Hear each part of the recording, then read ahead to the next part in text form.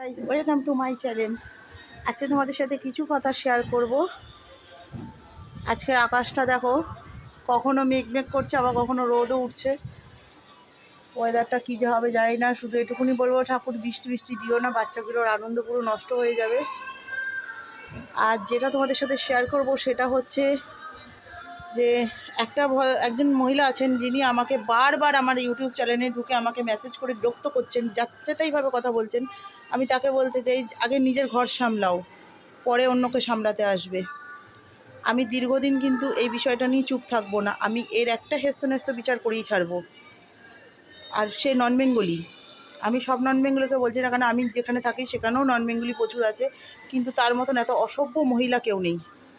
আমি নন বেঙ্গলিদের সাথে কথা বলি, আমি জানি তাদের মতো সত্যি খুব ভালো মানুষ হয় তারা, কিন্তু এই মহিলা ভীষণই খারাপ।